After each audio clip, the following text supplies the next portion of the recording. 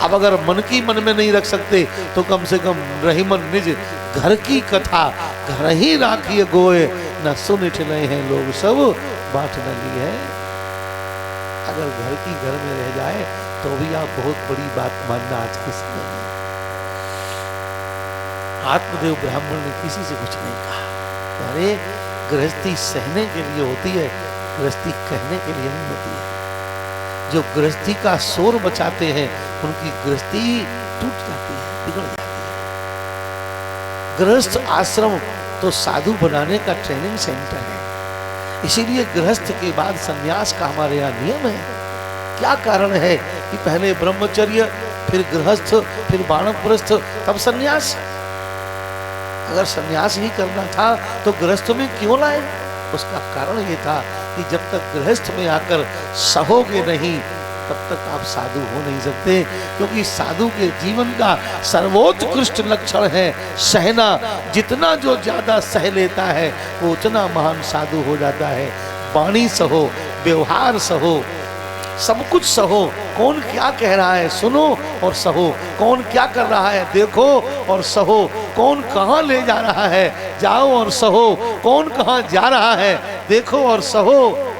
सहना सहना सहना, और गृहस्थी में कितना सहना पड़ता है ये तो आप लोग अनुभव कर रहे हैं। और जो गृहस्थी में सहते नहीं है उनकी गृहस्थी अपवाद का कारण बन जाती है, बदनामी का कारण बन जाती है, और जो सहते हैं उनकी गृहस्थी सुंदर हो जाती है। इसलिए सहो, एक के लिए नहीं सबके लिए, जो गृहस्थ में है एक दूसरे को सहो।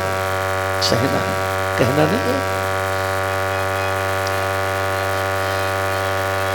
सबसे अच्छे गृहस्थी में वो है जिस परिवार में एक दूसरे को सहना, पति पत्नी को सह रहा, पत्नी पति को सह रहा, भाई भाई को सह रहा, पिता पुत्र को सह रहा, पुत्र पिता को सह रहा। एक दूसरे की सहो, किसी और ने नहीं कहा है, अपने ने कहा है। अपने की बात बाहर मत निकालो, नहीं तो आज जो अपने कह रहे हैं कल सब कहेंगे, तब सुनना मुश्किल हो जाएगा। बात समझ में आ गई? इसलिए सहो।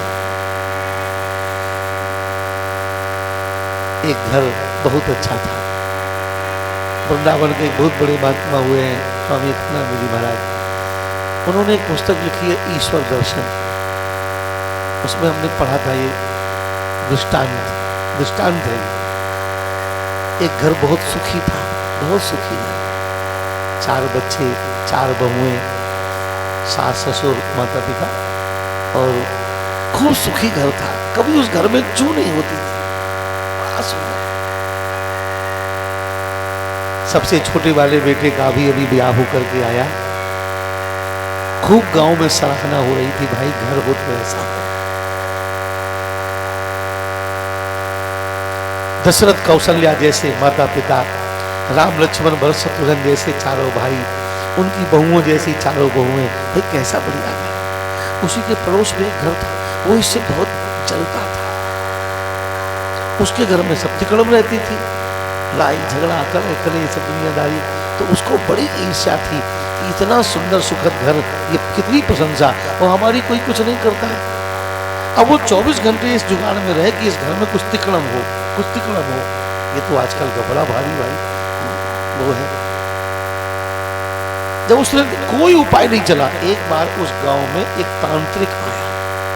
आ जाते हैं लोग, हड्डी बड्डी लटकाई दुनिया भर का तमाम, वो आया और उस पड़ोसी ने उस तांत्रिक से पैठ लगाई, और पैठ लगा के दोस्ती करनी, खूब सेवा करी। उसको तो ऐसा था, सेवा करके वो जब लगा कि अच्छी दोस्ती हो गई हमारी बात सुनेगा, तो उसने कहा कोई ऐसा सिद्धि बताओ इस घर में कुछ गड़बड़ हो रहा है। समझ होगी नहीं, हमें दिखाई कम पड़ता है, ये हम झूठ नहीं बोल रहे, सही कह रहे। थोड़ा आंखों में दिक्कत आ गई तो साफ नहीं नजर आता, इसीलिए हम चश्मा काला लगाते दिन में, धूप से चमक लगती है। और यहाँ इसलिए लगाए नहीं, जाएगा वाले कहेंगे बड़े स्टैंडर्ड बन रहे, इसलिए हमने शर्म से उतार दिया। तो हमें चेहरे साफ नहीं नजर आते, इसलिए आप लोग संकेत बताते जाओ कि हम सुन रहे हैं। ठीक, आपकी मतलब की बात इसलिए कह रहा हूं। उस तांत्रिक ने कहा अरे चिंता क्यों करते हो, एक छुटका सा भूत, एक छुटका सा भूत हम तुम्हें दे दें, मंत्र बता दे, उसे इसके घर में घुस कर दो। ये बहुत लोग बात पागलपन करते रहते, होता कुछ नहीं है, कुछ नहीं होता है। हाँ भैया, हाँ ये तो बहुत अच्छा रहेगा।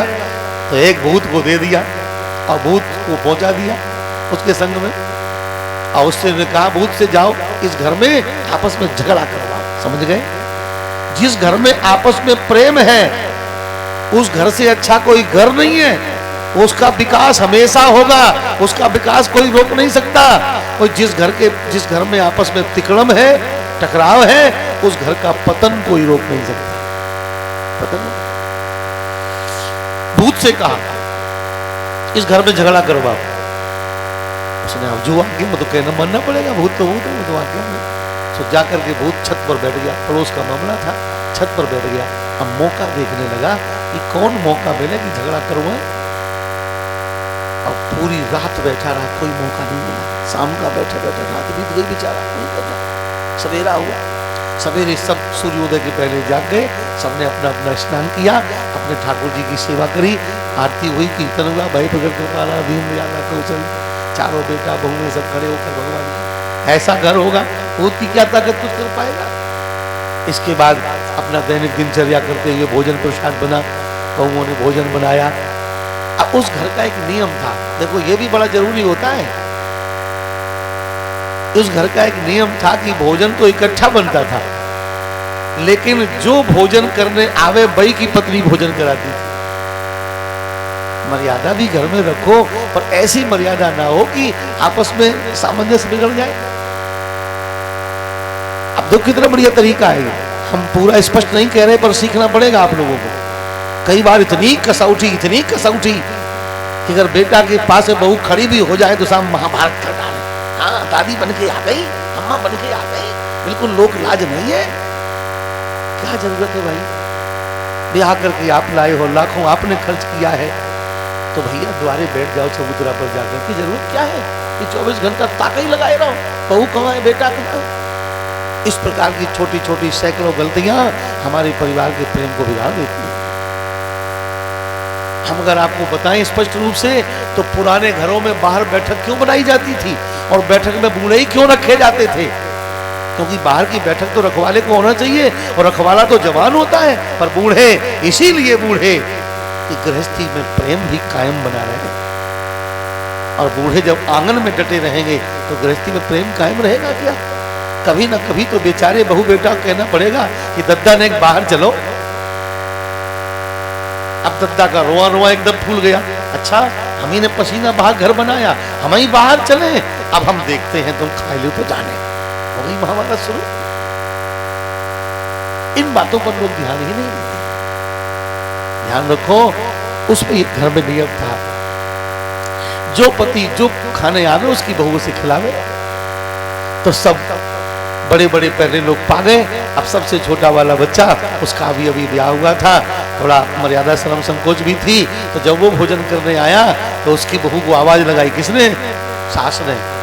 ऐ सुनती हो, जाओ बउआ भोजन करने आया है, खिलाओ जाके। अब जब वो भोजन कराने गई तो अब सब पूरा घर बाहर हो गया, सब बाहर हो गए, अच्छी तरह से भोजन करावे। अब वो जब रसोई में पहुंची छोटी बहू, तो उसने देखा कि सब सामग्री तो रसोई में है, पर घी के प्याली में, पहले छोटे डिब्बे चलते थे घी के, रसोई वाला अलग होता था, उसमें घी नहीं है। अब सवेरे से खबरा तो वो खत्म हो गया। अब वो बाहर सब लोग हैं, कैसे बुलाने जाए, कैसी आवाज लगाए, तेज आवाज बोल नहीं सकती। तो पहले मटकी में घी भरे जाते थे, घी का मटका, और वो छीके पे रखा था। तो जो उसने देखा तो उसने सोचा लाओ उतार ले। अब उसने ऐसे ही हाथ लगा के उतारना चाहा, तो भूत ने देखा, ओ बोले अब सही टाइम है, अब सही टाइम है। अभी तक तो बेचारे की जुगाड़ ही नहीं लगी कैसे झगड़ा करवाए। ये सही टाइम देख करके जैसे उसने मटकी को लिया और हाथ में मटकी आ गई, बहू कमजोर नहीं थी, पर उस भूत ने जाकर उसका पैर खींच दिया, उसकी हाथ हिला दिए, जो भी उसने किया हो, मटकी हाथ से छूट गई और थाम से नीचे गई। जैसे गिरी, घी इधर उधर सब फैल गया। अब वो बच्चा भोजन करने बैठा था, डर गया, बड़ी डांट पड़ेगी। और जैसे ही आवाज आई तो पूरे घर में आवाज पहुंच गई। तो उधर से जेठानी दौड़ी चली आई, और जैसे ही जेठानियों ने देखा, अरे राम राम राम, हमारी बुद्धि को क्या हो गया? अभी अभी तो हम अपने पतियों को भोजन करा के गई, और हमने देखा था कि घी उसमें नहीं है।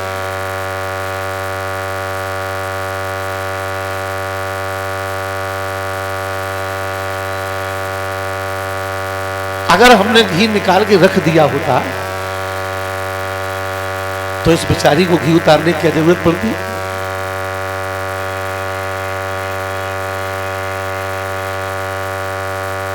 सारी गलती मेरी है, ये नुकसान मेरे कारण हुआ।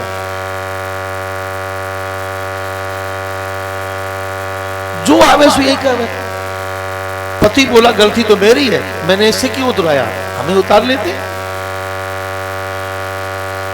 जेठानी बोली गलती मेरी है, जेठ बोले गलती मेरी है, अपनी पत्नी से बोले, हमसे कहते हम उतार देते। उधर से सासू दौड़ी दौड़ी आई, बोले हमारी बुढ़ापे मती खराब हो गई, क्या हमें पता नहीं था कि अब सदस्य बढ़ गए हैं तो इतने घी से काम नहीं चलेगा, पात्र बड़ा कर देना चाहिए, उतना ही छोटा पात्र रखा है। ये तो मेरी बुढ़ापे की बुद्धि खराब है। सवेरे सवेरे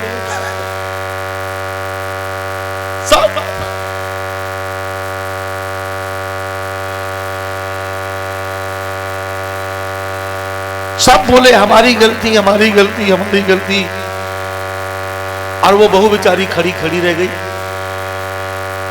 उसकी कोई गलती ना कर। और भूत ने जैसे ये सब देखा हालचाल, वो वहां से भागा। अब वो तांत्रिक गुरुजी के पास में पहुंचा और उसने कहा, हे गुरुजी, आप कहो तो हम समुद्र में आग लगा सकते हैं, पर इस घर में कभी झगड़ा नहीं करा सकते, इस घर में झगड़ा नहीं करा सकते। तांत्रिक ने पूछा कारण क्या है, ऐसे तुम घबराए से क्यों, तुम तो बड़े शक्तिशाली भूत हो। बोले शक्तिशाली भी हूं, पूरी ताकत लगा दी, पर इस घर में झगड़ा नहीं हो सकता। क्यों नहीं हो सकता बताओ तो।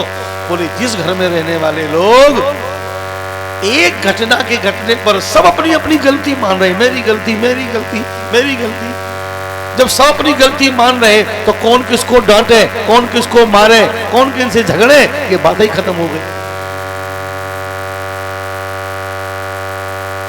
तांत्रिक ने पड़ोसी से कहा कि भैया ईर्ष्या मत करो, तुम भी अपने परिवार में ऐसे ही सदाचार पैदा करो, एक दूसरे कमी ना देखो, एक दूसरे पर आरोप मत लगाओ, अपने में सब कमी देखो, अपनी गलती मानो। अगर हम अपनी गलती मानेंगे, सब अपनी गलती मानेंगे, तो किसी से कभी गलती नहीं होगी, और एक बार गलती होगी दोबारा कभी नहीं होगी। परिवार में सामंजस्य रहेगा, प्रेम रहेगा, तो परिवार का हमेशा विकास होता रहेगा, उस विकास को कोई रोक नहीं सकता। सामंजस्य में विकास है।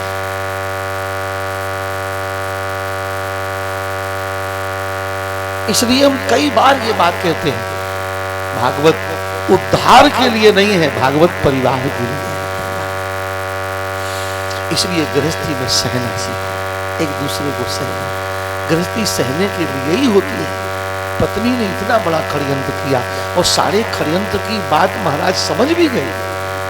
इनके स्तनों में दूध नहीं है, कुछ एक शब्द नहीं कहा, पत्नी से भी नहीं कहा, उनकी बहन को बुला दिया। लेकिन एक बात और बड़ी प्यारी है, एक चिंता तो थी कि बड़ी भगवान की कृपा के बाद जो साधु का प्रसाद मिलता है भाग्य से, वो हमें मिला था, आखिर वो प्रसाद कहाँ गया, ये चिंता थी। घर के बाहर चबूतरे पर बैठे थे, सामने खोटे से गाय बन रही थी, जो गाय बहुत दिनों से घर में पली थी। पंडित जी चिंतित थे, थोड़े उदास बैठे हुए थे। उसी समय गाय ने हाथ पांव पटकना शुरू किया, सींग हिलाना, कान हिलाना शुरू किया, बड़ा छटपटाई। तो पंडित जी ने सोचा क्या हो गया, उठ करके उसके पास पहुंच गए। जैसे ही पास पहुंचे तो गाय शांत खड़ी हो गई और जीभ निकालकर पंडित जी के पैर में चाटने लगी, जैसे बड़ा दुलार कर रही हो। गाय 4 पांव वाली, सींग वाली, पशु के आकार में है, पर गाय पशु होती नहीं। गाय को पशु कहने से दोष लगता है, तुलसी को वृक्ष कहने से दोष लगता है, गंगा को नदी कहने से दोष लगता है, शंकर को पत्थर कहने से दोष लगता है, शालिग्राम को शिला कहने से दोष लगता है।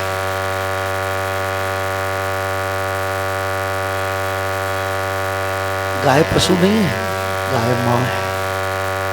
और गाय हमारी मां ये श्रद्धा से नहीं है, गाय हमारी मां अपने व्यवहार से है। गाय ने सिद्ध किया कि मैं मां हूं। ये तो भगवान के आकार हैं। कभी भगवान मछली बन जाते हैं, कभी भगवान सिंह बन जाते हैं, कभी भगवान सूकर बन जाते हैं। ये तो भगवान बने हैं, पर वो सूकर हैं थोड़े ही, वो तो भगवान बने हैं। ऐसे ही भगवान अगर सूकर बन सकते हैं तो क्या भगवती गाय नहीं बन सकती? जैसे भगवान के अनंत अवतार हैं, ऐसे भगवती के भी अनंत अवतार हैं। और उस जगत जननी का एक अवतार है, और वो अवतार गैया मैया के रूप में है। बोलो गैया मैया की जय हो। इसलिए पुराणों के प्रमाणों के अनुसार गैया जगत जननी है। जैसे मंदिर में देवी की पूजा करने से आप अनंत सुखों को प्राप्त कर सकते हैं, ऐसे ही एक अनुष्ठान आप गैया के लिए करें और गैया सिद्ध कर लें, तो जो मांगोगे वो गैया से आपको प्राप्त होगा। देवी महापुराण में इसका प्रमाण है। जैसे देवी देवताओं के प्रकट होने की कथा आपने सुनी है, ऐसी गौ माताओं के प्रकट होने की भी कथा है। देवी पुराण में तो यही लिखा है, जिस समय भगवान ने गोवर्धन उठाया और इंद्र वहां जाकर पहुंचे, इंद्र घबराए, अब मुझ मेरा क्या होगा। उस समय इंद्र ने वहीं खड़े खड़े भगवती सुरभि का ध्यान किया और सुरभि माता वहीं प्रकट हो जाती है। ये देवी महापुराण में ही कथा आई है। और जिन मंत्रों से उन्होंने ध्यान किया, उन मंत्रों का रोज कोई पाठ करे तो अक्षय लक्ष्मी उसको प्राप्त होती है। 4 मंत्र हैं केवल, एक नहीं अनेक जगह गायों के द्वारा कृपा करने की बात लिखी है। अगर इससे नहीं मानते हो, अगर यही आपकी जिद है कि हम तो उसी को मैया मानेंगे जो 2 हाथ पांव वाले, आंख नाक कान वाले बालक को जन्म देवे, तो ऐसी कथाएं भी पुराणों में हैं। एक तो आपके बीच कथा चल रही है, इसका नाम है गोकर्ण को जन्म देना।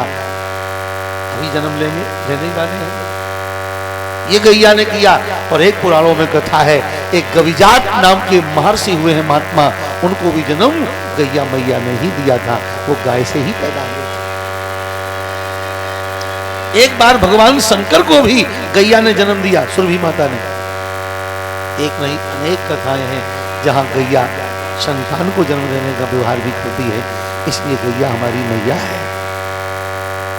यहां भी जब गाय ने छाटना शुरू किया तो पंडित जी बड़े प्रसन्न हुए, उसका वात्सल्य पा करके पंडित जी गाय के पीठ पर हाथ घुमाने लगे। अचानक ध्यान गया, अरे मेरी गाय तो फली हुई है, ये तो बच्चा देने वाली है, मुझे तो पता ही नहीं था।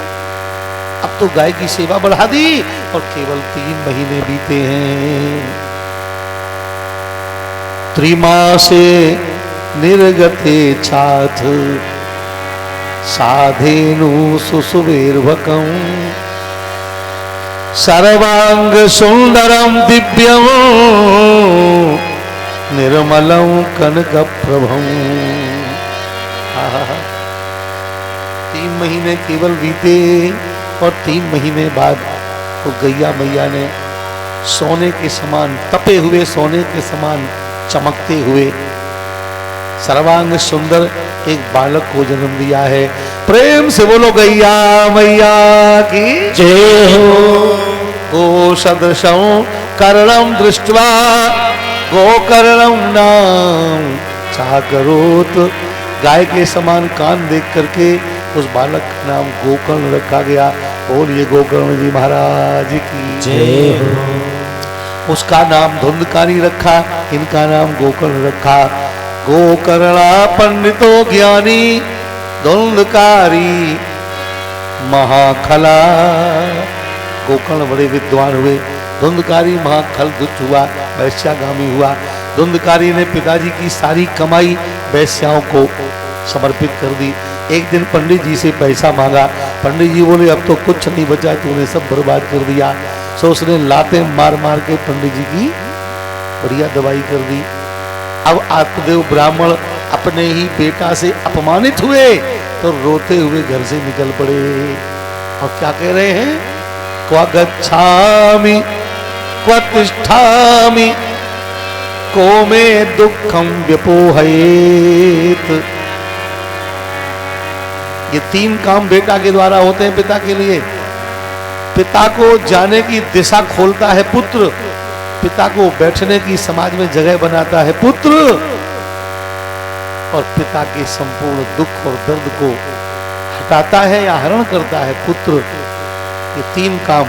अगर बेटा आपका अच्छा ना निकले, संतान आपकी अच्छी ना निकले, तो 3 बातें बिगड़ जाती हैं।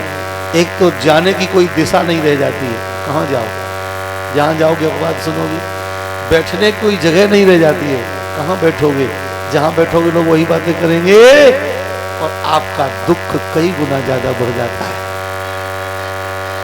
मेरे प्यारे भाई और बहनों, मैं विनम्रता पूर्वक कहना चाहता हूं, संतान से बड़ी कोई संपत्ति नहीं है, संतान से बड़ी कोई पहचान नहीं है, संतान से बड़ा कोई सुख नहीं है, और संतान से बड़ा कोई दुख भी नहीं है। बहुत ध्यान रखना। समाज में अच्छी संतान के माता पिता होने से बड़ा सौभाग्य कुछ नहीं है, और समाज में एक दुराचारी संतान के माता पिता होने से बड़ा दुर्भाग्य भी कुछ नहीं है। समाज का सबसे धनी आदमी वो है जिसकी संतान सदाचारी आज्ञाकारी है, और समाज का सबसे निर्धन व्यक्ति वो है जिसकी संतान दुराचारी है। बहुत ध्यान से सुनिए, बात थोड़ी खरी है पर बात सबसे सही नहीं है। क्या अंतर है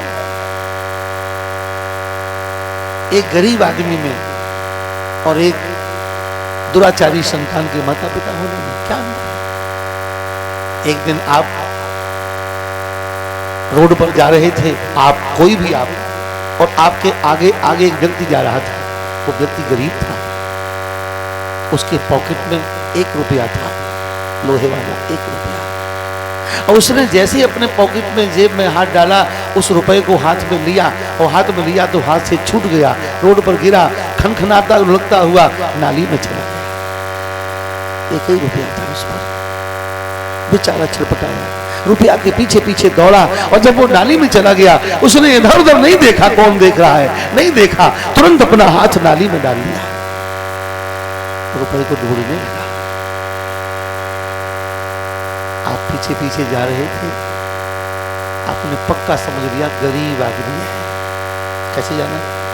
किसी ने कहा आपसे गरीब है ना, उसने कहा गरीब है ना, उसने आपसे भीख मांगी ना, फिर कैसे जान लिया? इसलिए कि जो 1 रुपया की खातिर अपना हाथ नाली में डाल दे, इससे बड़ा गरीबी का प्रमाण क्या हो सकता है? आप होते तो करते हैं ऐसा? अरे गया तो जाने दो, कोई बात नहीं। ये बात पक्की हो गई कि जो 1 रुपया के लिए अपना हाथ कचड़े में डाल दे, नाली में डाल दे, वो गरीब है। तो मैं आपसे पूछ रहा हूं कि आप घर में अभी अभी आए हैं, अभी अभी आपको चाय मिली है, आप चाय लेकर पीना शुरू किया, और तब तक आपका ड्राइवर दौड़ता हुआ आया, जो आपके बेटा को लेकर शहर घुमाने गया था। ड्राइवर दौड़ता हुआ आया और बोला, बाबूजी बाबूजी, क्या हो गया? बोले, भाई साहब ने ज्यादा पी ली है और वो चलते हुए नाला में गिर गए हैं, हमसे नहीं निकल रहे, आप जल्दी चलो। चाय पी पाओगे? चाय उधर रखी, नंगे पांव दौड़े, ड्राइवर के साथ पहुंचे। एक तरफ ड्राइवर, एक तरफ आप, बाप का पुत्र का बाप, और उस बच्चे को नाली से उठा रहा है। हम आपसे पूछें कि 1 रुपया नाली से उठाने वाला अगर गरीब है, तो अपने बेटे को नाली से उठाने वाला कहां का रईस माना जाएगा? वो कौन सा रईस है? अगर नाली से गिरे हुए सिक्के को उठाने वाला आप गरीब है, तो नाली में गिरे हुए बच्चे को उठाने वाला भी एक गरीब बाप है, क्योंकि दोनों की सूरत तो वैसी है, दोनों का स्वरूप तो वैसे ही है। एक सिक्का को उठा रहा और एक अपने बेटे को, उससे ज्यादा गरीब तो ये है।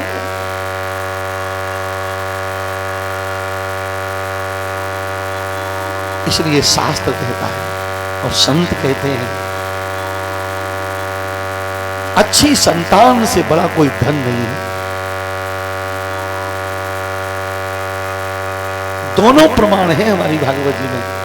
आत्मदेव ब्राह्मण के पास एक ऐसी संतान है जिसने वैश्याओं को धन देकर पिता की पिटाई कर दी। तो आत्मदेव ब्राह्मण रोते हुए चल, क्व तिष्ठामि क्व गच्छामि, अब मैं कहां जाऊं, कहां बैठूं, कौन मेरे दुख को बटाएगा। पंडित चाणक्य जी ने अपने चाणक्य नीति में 3 ऐसे दुख लिखे हैं जिन दुखों को कोई बता नहीं सकता, आपको सहन करने पड़ेंगे। उनमें एक दुख दुष्ट संतान का दुख, अवज्ञाकारी बेटा, दुष्ट बेटा। अगर आपका बेटा दुष्ट है तो अड़ोसी पड़ोसी नाते रिश्तेदार गांव वाले कोई इस दुख को बता नहीं सकते, आपको स्वयं झेलना पड़ेगा। दूसरा कुलटा नारी, आपकी पत्नी अगर कुलटा है तो दुनिया का कोई मित्र व्यवहारी पड़ोसी आपके इस दुख को बता नहीं सकता, ये दुख आपको अकेले झेलना पड़ेगा। और एक आपकी बेटी अगर सिंदूर विहीना हो गई है तो ये दुख भी आपको जीवन भर के लिए है। भले ही कलयुग में थोड़ा परिवर्तन कर दिया हो किसी ने, और शास्त्रों की दृष्टि से जीवन भर का कष्ट है। कुलटा नारी का कष्ट जीवन में कभी जाएगा नहीं, अंतिम श्वास तक सहना पड़ेगा। दुष्ट संतान का दुख कभी जाएगा नहीं, कोई बताएगा नहीं, अंतिम श्वास तक सहना पड़ेगा। ऐसे ही श्रृंगार विहीना बेटी को देख करके बेटा का खून पिता का खून जलता है, और वो जीवन भर का दुख है। ये 3 वो अग्नियां हैं जो बिना मृत्यु के आदमी को जीवन भर जलाती रहती है। आत्मदेव ब्राह्मण रोते हुए जा रहे थे, कहां जाए, क्या करें, कौन मेरे दुख को बताएगा। मेरे प्यारे भैया बहनों, कथा का विस्तार जरूर हो रहा है, लेकिन आपकी चेष्टा देखकर मैं कह रहा हूं कि जिस समय आत्मदेव ब्राह्मण निकले तो लोगों ने दरवाजे खिड़की बंद कर लिए, क्योंकि जिन ब्राह्मण देवता को देखकर लोग सैकड़ों की संख्या में चरण छूने के लिए, आशीर्वाद लेने के लिए झुकते थे, आज उन्हीं ब्राह्मण देवता की आंखों में बहते हुए आंसू, उनके निकलती हुई मुंह से आह की आवाज कौन सुने। सबने दरवाजे खिड़की बंद कर दिए। उसी रास्ते से, जिस रास्ते से आत्मदेव रोते हुए जा रहे हैं, उसी रास्ते से उधर से श्री गोकर्ण जी महाराज आए। जैसे ही गोकर्ण जी ने पिता को रोते हुए देखा और पिता ने अपने बेटा गोकर्ण को आते देखा तो आवाज निकल गई, बेटा। गोकर्ण जी ने क्या हुआ, गोकर्ण जी ने कहा, क्या हुआ, आप रो क्यों रहे हो, दुखी क्यों। आत्मदेव ने कहा, पुत्र, आज हमसे ज्यादा दुखी दुनिया में कोई नहीं है। आज मेरे ही बेटा ने मेरा अपमान किया है। अब देखो गोकर्ण जी ये नहीं बोले कि चलो हम चलते हैं, हम देखें, हम जान रहे हैं, ना कुछ।